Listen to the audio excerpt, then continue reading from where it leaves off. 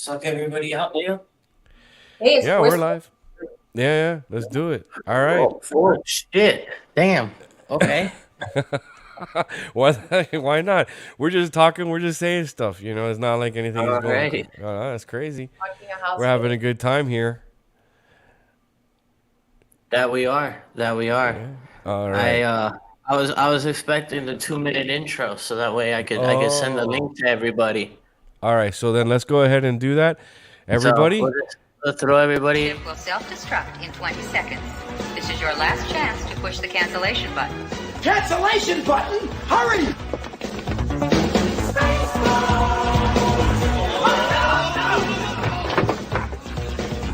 Where is it? Where is it? It's gotta be here. Out of order! Fuck! Even in the future, nothing works. This ship will self-destruct in exactly 10 seconds. Counting down. 10, 9, 8, 6. 6! What happened to 7? Just kidding.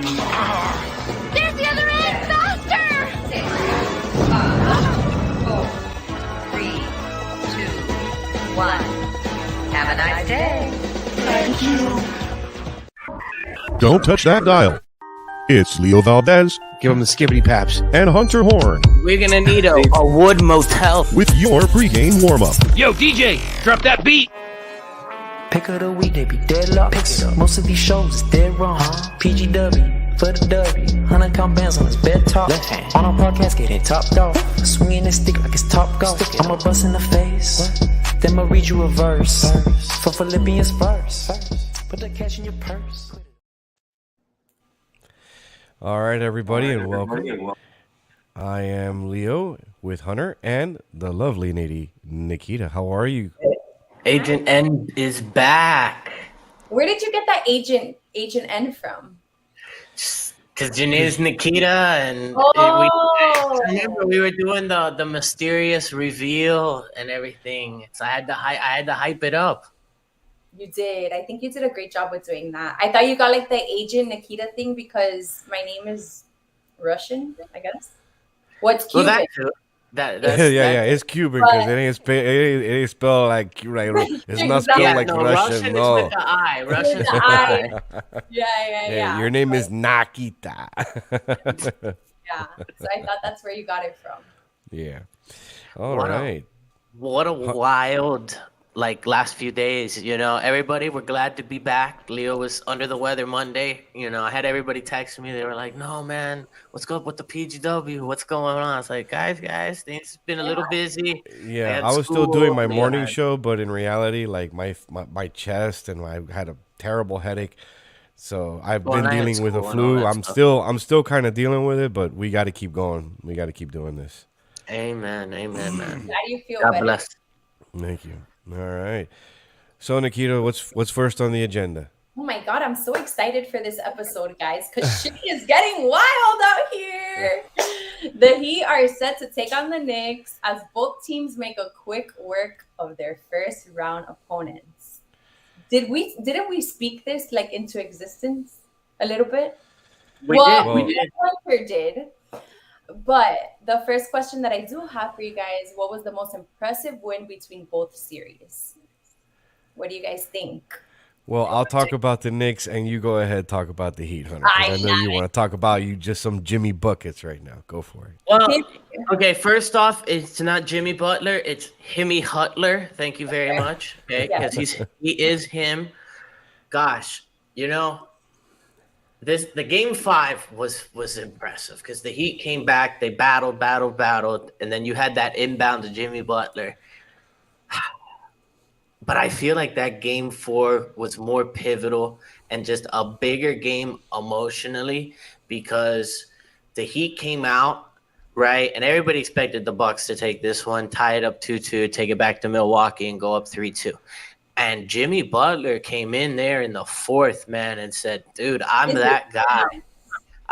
It's my house." Yeah. So he had 56 points. LeBron James never even did that in a Heat jersey.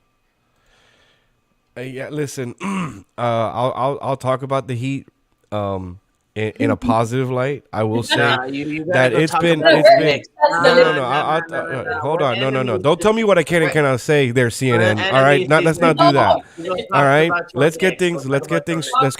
let's get things going. All right, I'm just gonna say really quick in a positive light. I like the fact that the Heat have come on into the playoffs from their game from Chicago and have been doing nothing but doing what they're supposed to be doing. They're doing their job, and when they don't do their job, they struggle really big. However, I am glad that they took the Bucks out. All right, that I am glad for them on that. In reality, I didn't think this was really the Bucks team that was going to get stuff done.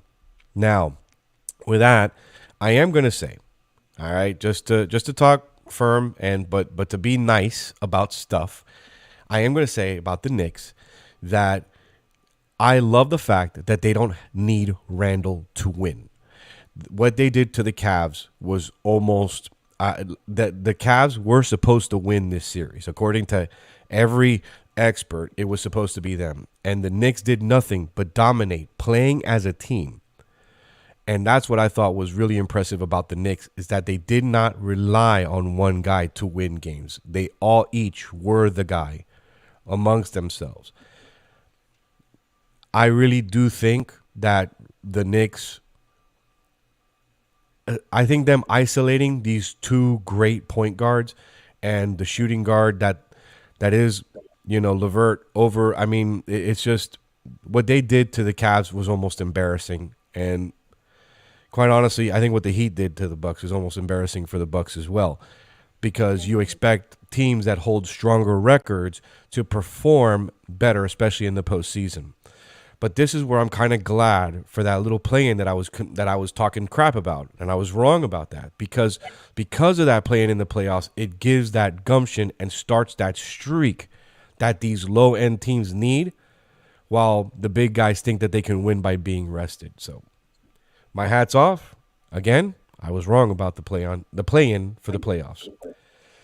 I like your accountability, Leo.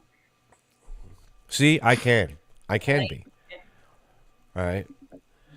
Awesome. I'm super happy that the Heat are showing up. Very happy. Same here. Absolutely. It's the Heat and Knicks now, which used to be such a heated rivalry, Leo. It still is. I think it's gonna be a good. That's gonna be a good series. This is good for basketball. This is gonna be great. I think this goes 7 games. Me too. I think that if it goes 7 games, it's for the Knicks. Mainly because, like I said, what hurts the Heat is what helps them, which is that Jimmy has been that guy. Scoring 42 points in yesterday's win was just phenomenal. And having 9 rebounds, having 2 steals, having, getting up there, getting his rebounds, doing his thing. But can he do it for 7 games like that? I can say, honestly, no. He's going to have a couple of bad nights. Bam Adebayo has been kind of unaccountable for the Heat. He has his moments, but they're not consistent. The Knicks, they have Randall, and Randall can actually sit out because he's got a busted ankle. Doesn't matter because they have Brunson, Barrett, Huntington, Robinson.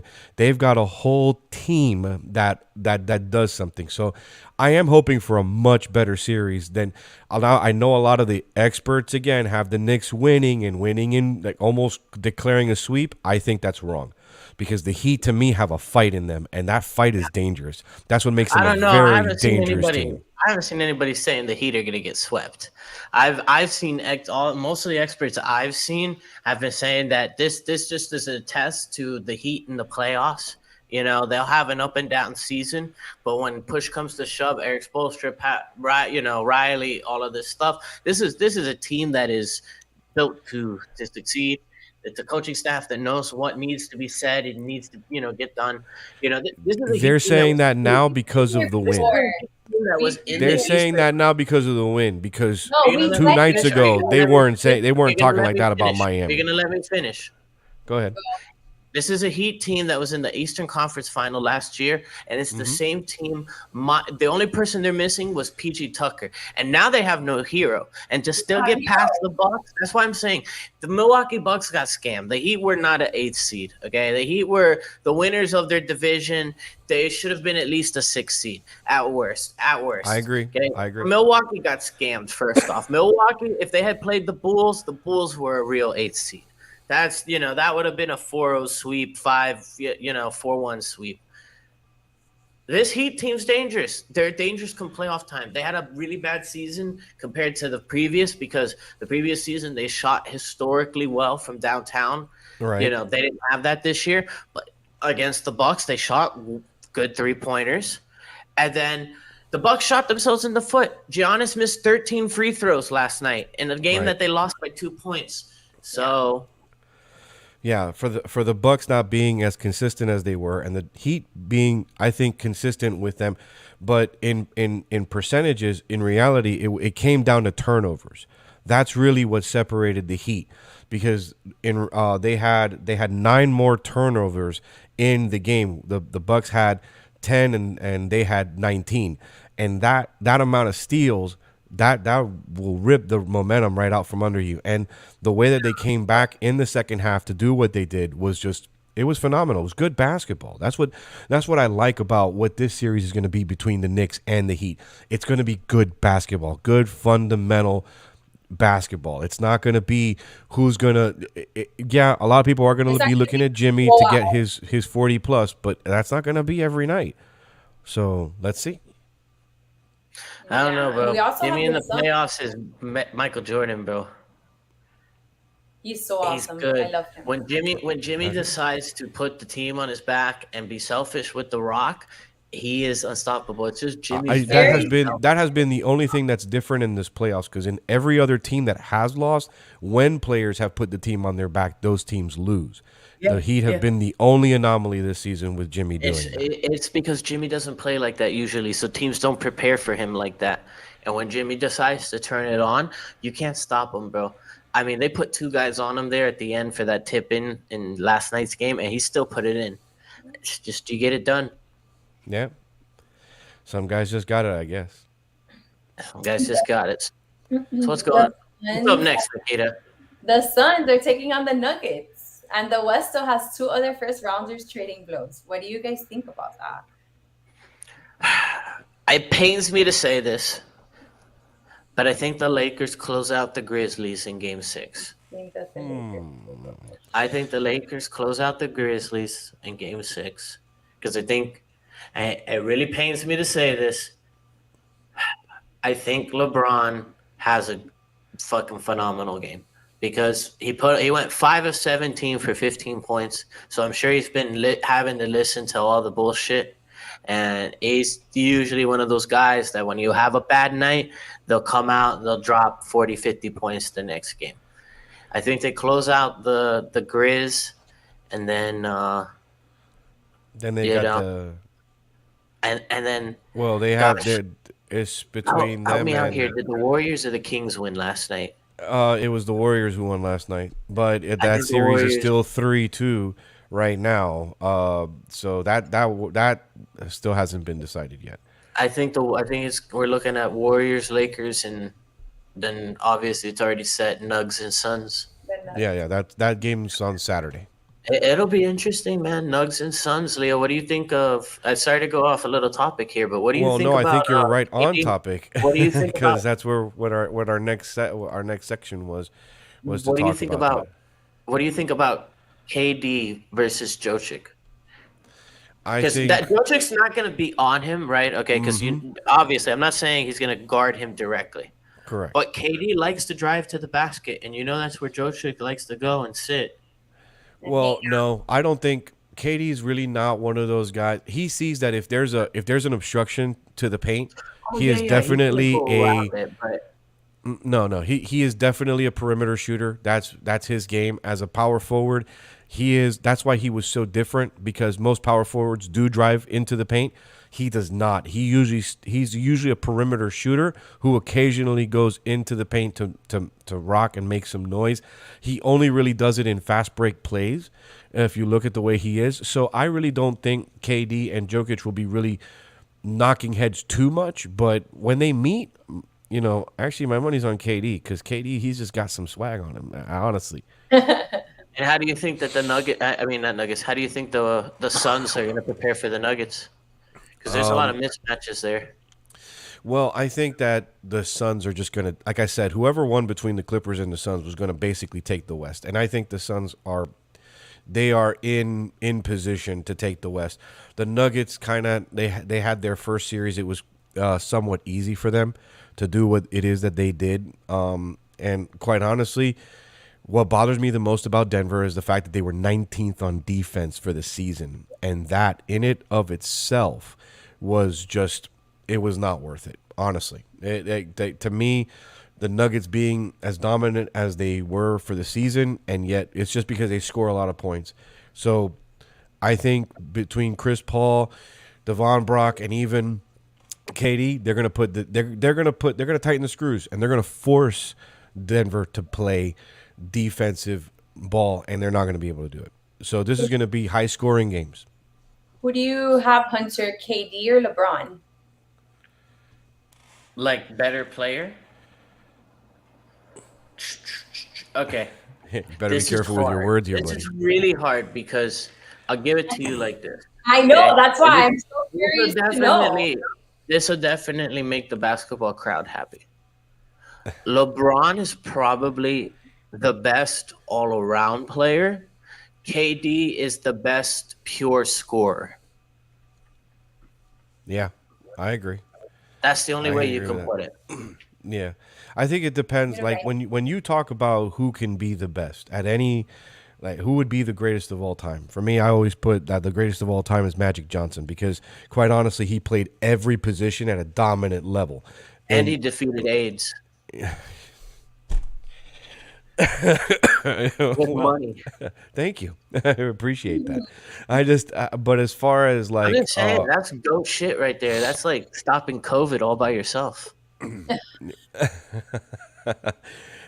But as far as what, when you're looking at the basketball, a lot of people, believe it or not, there are a lot of people who actually contest that Larry Bird was the greatest of all time, not because of skill or talent, but mainly because he was the one guy who can, one, get in your head because he was like the number one trash talker in the league.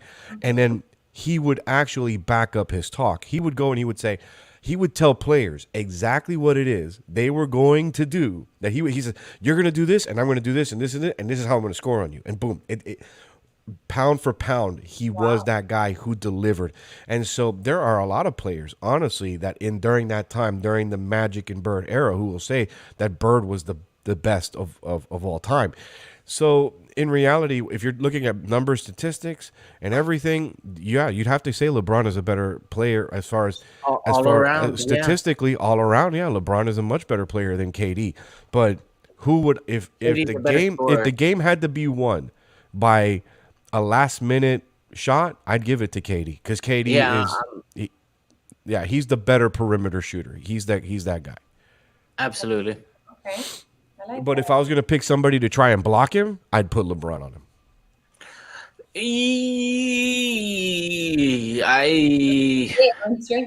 I don't know, man. LeBron's not really like a lockdown guy. You know who I would put on him, Leo, to lock down KD? Probably Klay Thompson. Yeah. I mean, putting a shooting guard against a power forward, I mean, that makes... There's a bit of I would say maybe Green. Draymond, yeah. I would put Draymond on him. Or Draymond, there you go. That's, you know. It'd be interesting, man. Warriors, Lakers, that's going to be a fun series. I would put a power forward on a power forward. You know what I'm saying? No. That's who I meant. Draymond Green. No. I got you. What do you guys think about the Sixers. They're looking pretty lonely. The Celtics get it Well, done. that's because the Celtics can't figure out whether or not they can beat the Hawks. And here's another ridiculous statistic right here. Believe it or not, the Celtics were number 19 in the league What? when shooting from 3 points. And yet they were what? The number 3 team in all of this. So Because I they just bully you down low. exactly they just didn't let you come And into they the play paint. good defense, but you know what, man? They're having trouble with Trey. They're having With trouble Trey with Young this and guy. company, absolutely, yeah. They're not Because they letting had they had they're their foot on their. forcing the Celtics to shoot from 3, which they know they can't do. Well, not only that, they had their foot on the Hawks' throats there in the fourth quarter with like 6 minutes left, and they let them back into the game. Yeah, that's So true. that'll be interesting to see if that plays a factor. If Yeah. they lose the series, is that a moment you really look back at and hyper personify? Yeah. Yeah, I mean, as far as what you've got with the Hawks and the Celtics, in reality, it comes down to how the Hawks play defense and if the Celtics can keep up.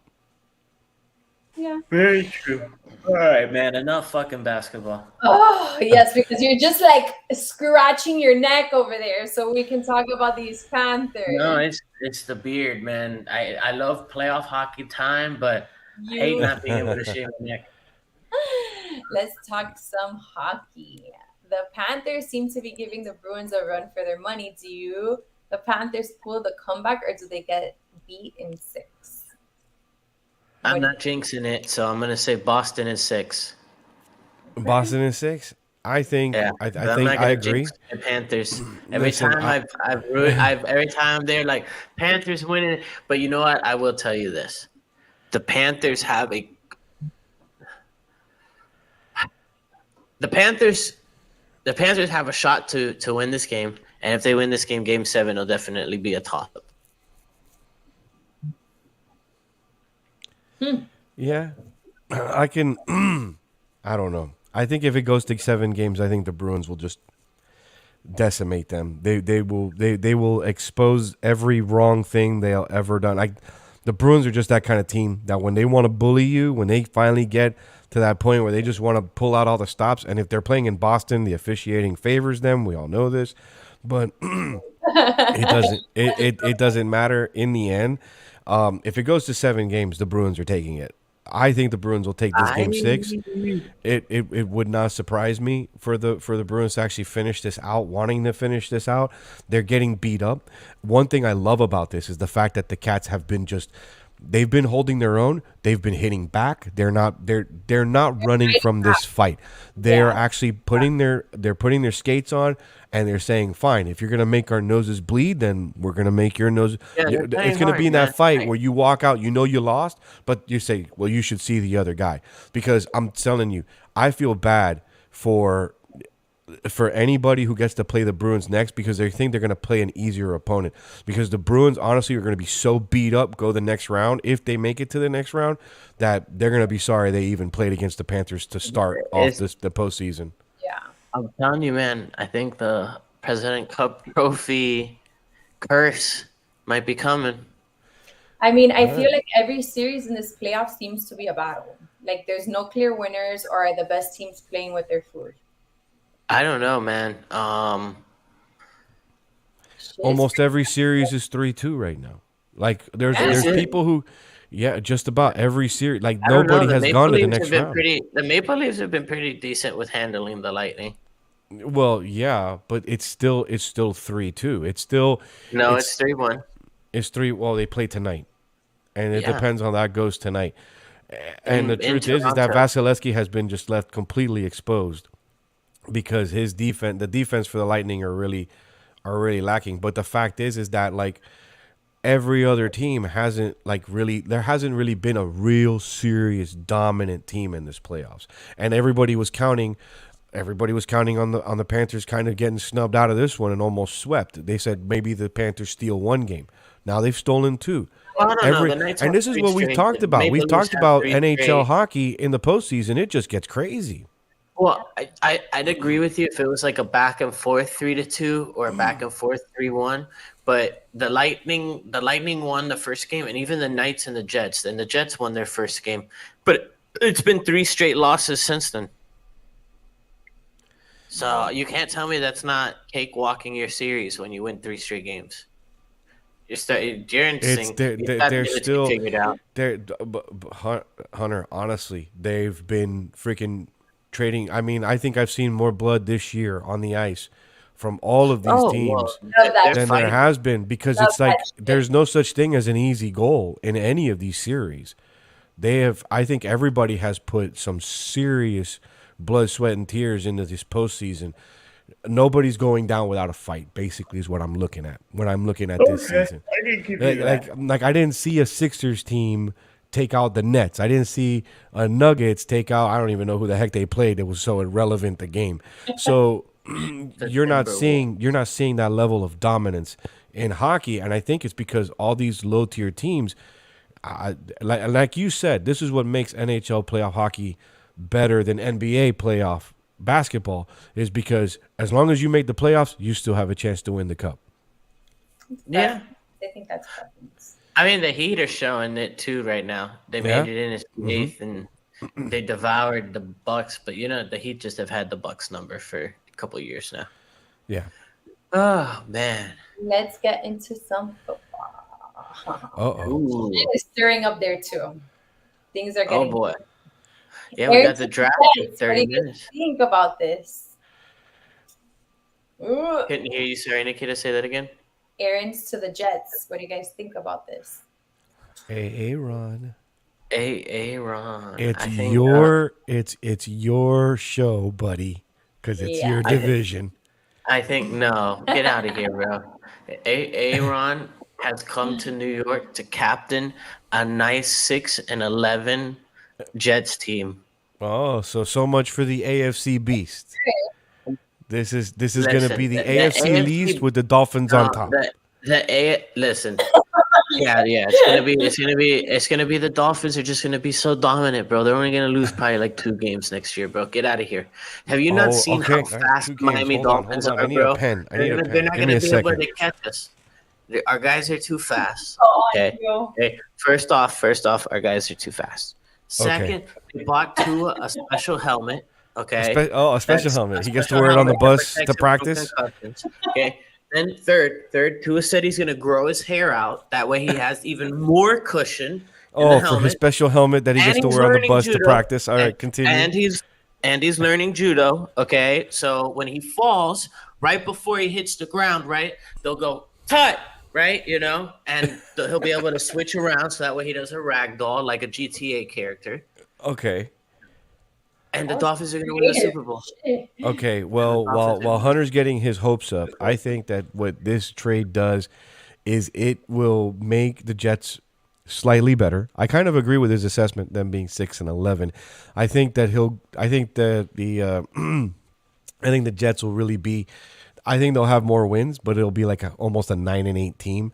To be honest with you, they do struggle they're going to struggle in a tough division, because the Bills, I mean, they may not have gotten better on offense because they've been cutting their offense down to almost nobody, but their defense has been shored up because in reality they got exposed last year. The Bills are going to get DeAndre Hopkins yet.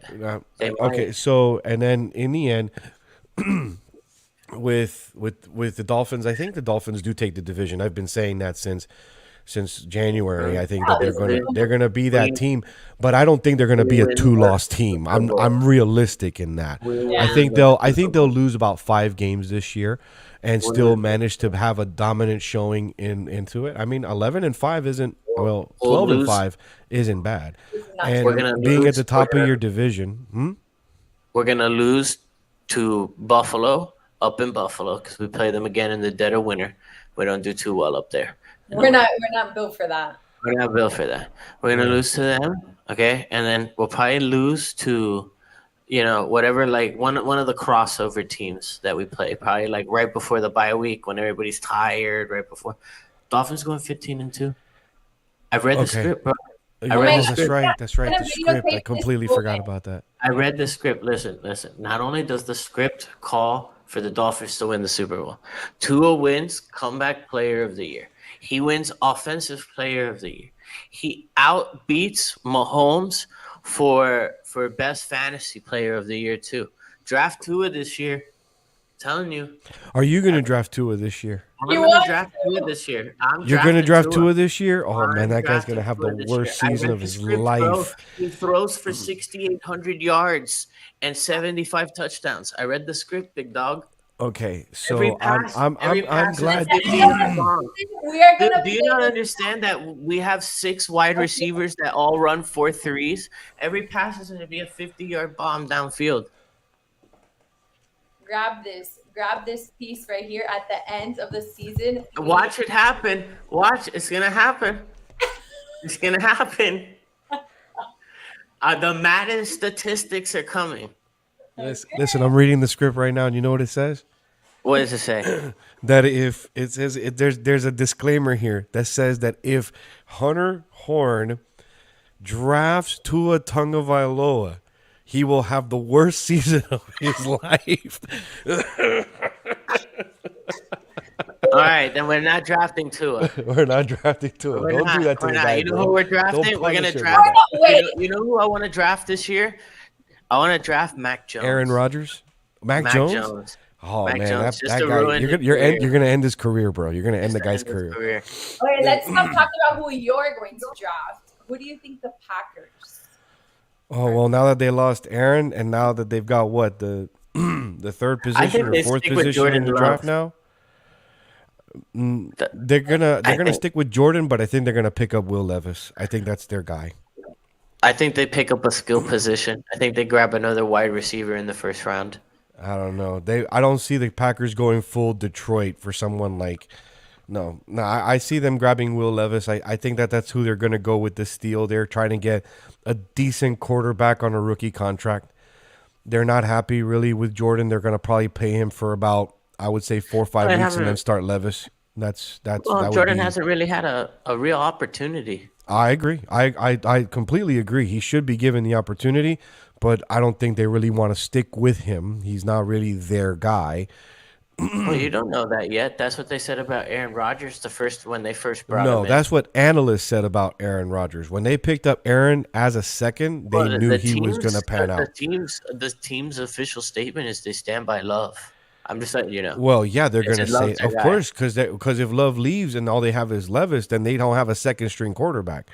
They're not going to do that. They're going to stand by. They're going to stand by their guy. They're going to be like, all right, we're going to stand by him. We're going to give him. And I agree, they should give him an opportunity. Let's not ruin. Let's not ruin a good episode. But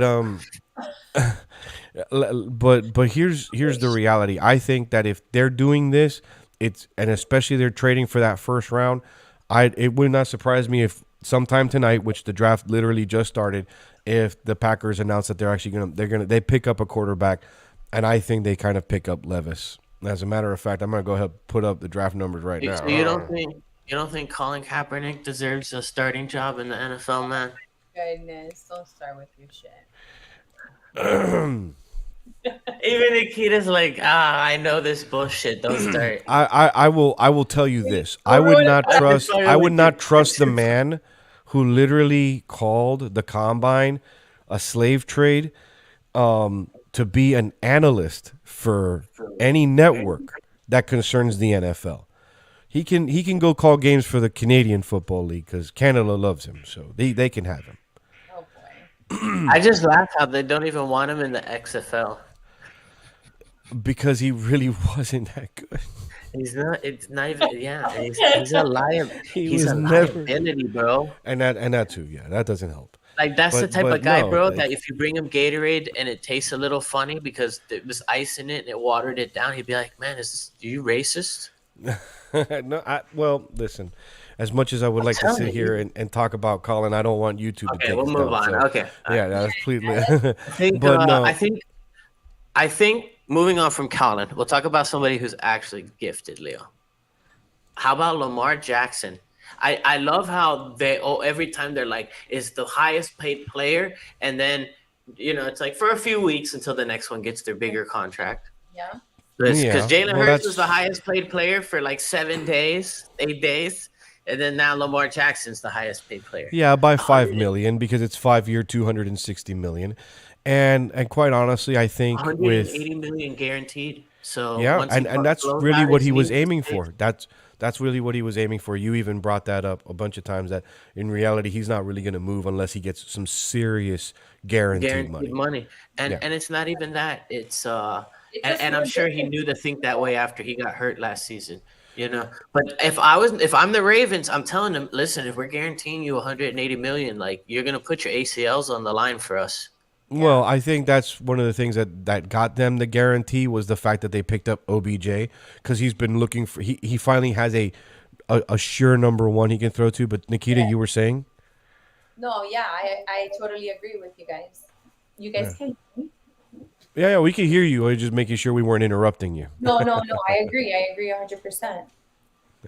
Yeah, I think as far as what the Ravens did when they picked up OBJ was it was almost an insult to Lamar, but at the same time, it was probably one of the things because that's the thing. And I was just talking about this with my buddy in the car. I was telling him, how is it that these quarterbacks now just make these demands on teams that they're not just asking for guaranteed money, they're not asking for they're asking for longer contracts, but then they give them a list and they say, you got to get me this guy. If not, I won't sign with you. You got to go to that team and find a way to get this guy here. With the laundry list of things that Aaron Rodgers gave the Jets, in reality, he gets traded for a couple of draft picks. I'll real quick, hang on. I will say this. Quarterbacks coming with a list of demands is not new. It's new in the aspect of them telling teams to go get players.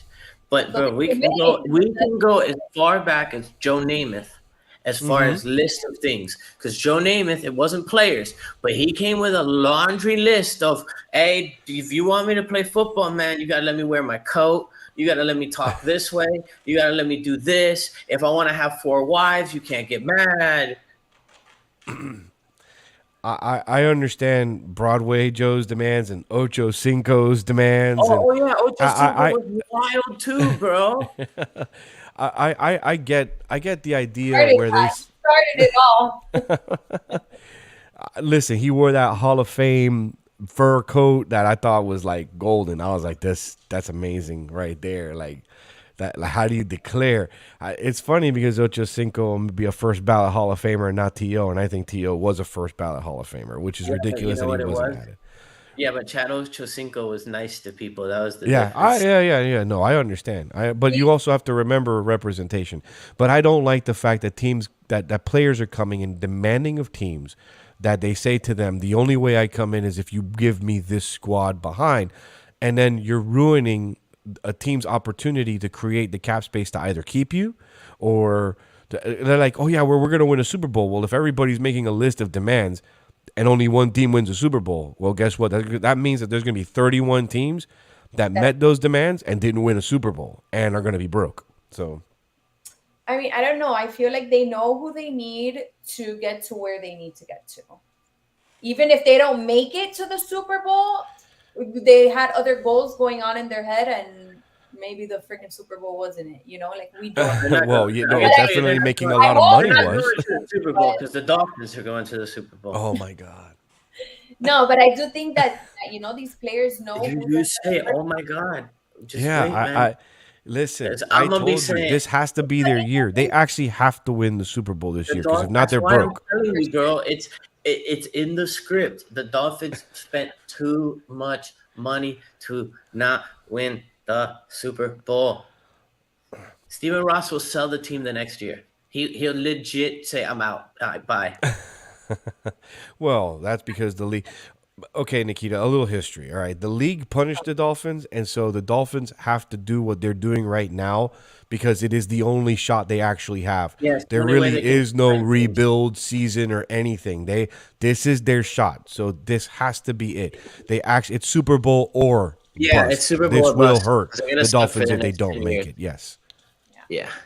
Yeah, it'll be bad. The only player we'll probably retain, and maybe hopefully he develops enough that like he's like a Tom Brady where he can work with guys who aren't that super talented, would be Tua. But that probably won't happen. Tua's like a mid-level quarterback. You got to surround him with weapons, but he's enough that he's a game manager to not lose you games. Right. But I think in the end, Tua going to the Super Bowl. I think injuries will tell more than loyalty. The Lombardi, and we'll be sending you pictures and gifs. Guys are And we're like, remember when I told you back in April that the Dolphins were going to win the Super Bowl, and you made fun of me, man? Wait, Well, but you said you read the script. Who are they going to play in the Super Bowl? You got to tell me because you read the Are script. you ready? Are you ready for for who they?